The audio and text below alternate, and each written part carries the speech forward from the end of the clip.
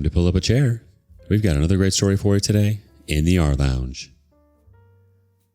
Some people plan weddings. Some people plan chaos.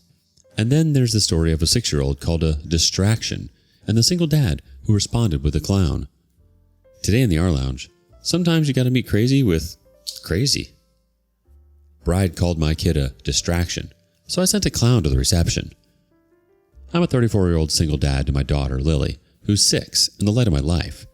I've been raising her mostly on my own since she was 2 when her mom decided parenting wasn't for her and took off.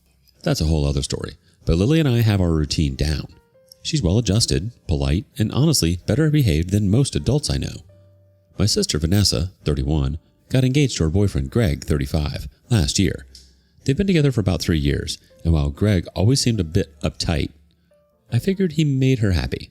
I received their wedding invitation about 2 months ago, and naturally I RSVP'd for myself and Lily. Everything seemed fine until Vanessa called me out of the blue one evening after Lily had gone to bed. She wanted me to find a babysitter for Lily on the wedding day. This caught me off guard since Lily was included in the invitation. When I questioned this, Vanessa hesitantly explained that they had decided it might be better if only adults attended the ceremony and reception. I was confused because I had distinctly remembered seeing the other kids' names on the invite list, including Greg's nieces and nephews and our cousin Rachel's children. When I brought this up, Vanessa paused for a long time before saying this was different. After pressing her further, she finally admitted that Greg's mother thought having children at formal events could be a distraction and wanted everything to be sophisticated. I reminded Vanessa that Lily had been a flower girl at our cousin's wedding last summer and had behaved perfectly. No tantrums, no running around, stayed seated during the ceremony. That's when Vanessa finally confessed the truth. It wasn't about behavior at all. Greg's mother apparently thought it was inappropriate to bring a child to a wedding when you're not married.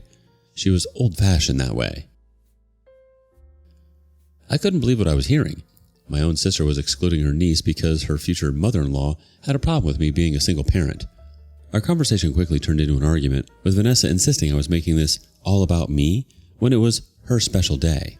And couldn't I just go along with it for her sake? The next morning, I texted Vanessa explaining that Lily had already picked out a special dress for the occasion and was excited to see her aunt get married. Her response floored me. She wrote that sometimes adult decisions disappoint children, and that's part of being a parent. According to her, I needed to be an adult in the situation. A couple days later, I received a group text from Greg stating they had made their decision final about having a child-free wedding. He added that his family had standards, and they didn't want to have to explain my situation to their relatives. I decided I would head the wedding solo as requested, but I wasn't going to let this slide. If they thought Lily was going to be a distraction, I'd show them what a real distraction looked like. I spent some time researching entertainment options online and discovered a service that sends costumed performers for events. They had singing telegrams, celebrity impersonators, and, perfect for my needs, professional clowns. I booked Happy Harold, who specialized in surprise appearances at events. I paid extra for the deluxe package, which included balloon animals, magic tricks, and a horn that made an obnoxious noise. I scheduled him to arrive during the reception speeches for maximum impact. On the wedding day, I attended the ceremony alone, sitting in the back row. I noticed several children in attendance, including Greg's young cousins, which only reinforced that this wasn't about having a child-free wedding at all. The ceremony went without a hitch, and I kept a low profile during the cocktail hour before the reception. At the reception, I maintained minimal conversation with anyone, just biding my time. When the father of the bride stood up to give his speech, right on cue, the doors burst open and in came Happy Harold in full clone regalia. Bright rainbow wig, red nose, massive shoes, and an outfit with polka dots in every color imaginable. He announced through a megaphone that he was there as a special surprise for the newlyweds. The look on Greg's mother's face was priceless, a mixture of horror and confusion as the clown approached the head table with an armful of uninflated balloons and various props sticking out of his oversized pockets.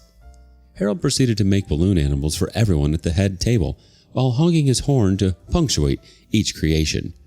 When security tried to remove him, he skillfully dodged them while continuing his routine. The entire reception had come to a standstill. It didn't take long for Vanessa to figure out who was behind this. She stormed over to my table, face flushed with anger, demanding to know if I was responsible. I calmly confirmed I was and explained I thought the reception could use some entertainment. When she insisted I get the clown out immediately, I informed her I couldn't, I paid for the full hour, and it was non-refundable. Greg's mother demanded that I be removed from the reception.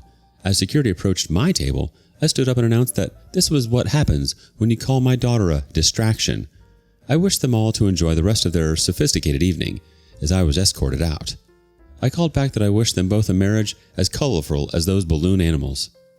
A few days later, I took Lily to an amusement park, and she wore the dress she would have worn to the wedding. I posted some photos of us having a great time with the caption, "Some people think she's a distraction. I think she's perfect."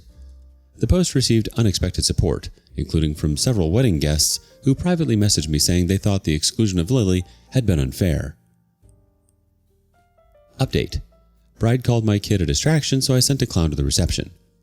It's been about a month since the wedding incident, and I didn't expect my post to get the attention it did, thanks to everyone who reached out. My original post got way more attention than I anticipated. Several guests from the wedding actually reached out to me privately and to express their support. Turns out I wasn't the only one who thought excluding Lily was ridiculous. One of Vanessa's bridesmaids messaged me saying she had tried to talk to my sister out of it, but Greg's mother had already gotten in her head. Speaking of Greg's mother, I've learned some interesting things about her from these conversations. Apparently she has a long history of elitist behavior and making judgmental comments about others. One guest told me she overheard her criticizing everything from the venue to the flower arrangements, saying none of it was up to standard. Another mentioned that during the rehearsal dinner, she made a comment about my parents' modest home when she saw pictures, asking if they couldn't afford something bigger. Real class act, this woman. Vanessa hasn't spoken to me since the wedding. Not a text, not a call, nothing. I'm not surprised, but it does sting a bit that she's chosen her in-laws' standards over her own niece. My parents initially gave me the cold shoulder too, but they've started to soften their stance. My mom called last week just to check in, which is progress, I guess. Someone who attended both the ceremony and reception informed me that there were actually several children at the wedding, not just Greg's relatives either. Apparently a coworker of Vanessa's brought her 4-year-old son, and nobody said a word about it. This confirmed what I had already suspected, that the no children rule was specifically created for Lily. The hypocrisy is mind-blowing. Greg's mother has been telling people I ruined the wedding because I'm jealous of Vanessa's happiness. She's been painting me as some bitter single father who can't stand to see his sister in a successful relationship. The irony is that I was genuinely happy for Vanessa until she decided to exclude her own niece to please her judgmental in-laws. My mom came by the house yesterday, which was the first time I'd seen her in person since the wedding. She admitted she was wrong to pressure me to leave Lily behind and said she should have stood up to Vanessa when it first came up. According to her, Vanessa has been complaining nonstop about how I ruined her reception. Apparently, Greg's family is threatening to withdraw some financial support they had promised the couple. They had apparently offered to help with a down payment on a house, and now that's in jeopardy. Mom also shared that the wedding videographer is refusing to edit out the clown footage. When Vanessa demanded he remove all traces of Happy Harold from the final video, he told her it was the most interesting part of the entire event, and editing it out would make a boring wedding video. I had to laugh at that. What's really interesting is that several of Greg's relatives apparently found the clown entertaining. His young cousins loved it, and even some of his older family members thought it was a fun addition to what was otherwise a pretty standard reception. They were confused about why there was such an outrage over a clown making balloon animals. One of Greg's uncles reportedly asked why they had hired a clown if they were going to get it so upset about it. Last week, Vanessa showed up at my house unannounced. I was getting Lily ready for school when I heard aggressive knocking on the door. I opened it to find my sister standing there, looking like she hadn't slept in days. Before I could even say hello, she launched into a tirade about how I ruined everything. She was screaming so loudly that my neighbors came out to see what was happening. The gist of her rant was that Greg's mother was now withholding the money she had promised them for a house down payment. According to Vanessa, his mother said she couldn't support a couple who couldn't control their family members. Vanessa blamed me entirely for this, saying I had cost them their dream home because I couldn't follow one simple rule for her wedding. I pointed out that I wasn't the one who called my daughter inappropriate or distraction. I wasn't the one who created a fake no children policy that only applied to one specific child. And I certainly wasn't the one who let my future mother-in-law dictate who from my family could attend my wedding. Vanessa didn't want to hear any of it. What makes this worse is that one of my neighbors recorded part of the argument on their phone. The clip has been circulating in our community group chat, which is embarrassing to everyone involved. The worst part was that Lily overheard some of it before I could get her to finish getting ready in her room. Later that day, she asked me why her aunt hated her. That broke my heart. I had to explain that sometimes adults make bad choices when they're trying to please other people, and that it had nothing to do with her. A few days ago, I received a message from Greg demanding I remove all social media posts related to the wedding. He claimed my actions constituted harassment and defamation, and threatened vague legal consequences if I didn't comply. In response, I posted a screenshot of the original conversation where Lily was called a distraction and inappropriate. I blocked out names, but the message was clear. I haven't heard back from him since. I still don't regret sending the clown. Sometimes you have to fight absurdity with absurdity. I've learned who in my family truly values acceptance and who is willing to throw a 6-year-old under the bus to impress judgmental strangers. As for Vanessa and Greg, I hope they enjoy their clown-free life together, living up to his mother's impossible standards. Something tells me that's going to be a lot less fun than balloon animals and silly horns. Look, I get it. People have the right to make their wedding child-free if that's what they want. Totally their choice. But there's a huge difference between a blanket rule and selectively punishing one child because of some outdated idea about a single parent. That's not sophisticated. That's petty. Your response with Happy Harold was brilliant. And if they wanted a distraction-free wedding, they got one, just not the one they expected. Lily still had her dress, her moment, and a fun day. And the adults? They got a very colorful lesson in what happens when you try to gatekeep joy.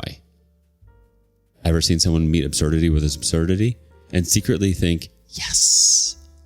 Share your stories with us in the comments below. And thank you for joining us today in the rLounge. Be sure to like and subscribe and hit that notification bell so you don't miss out on our next video.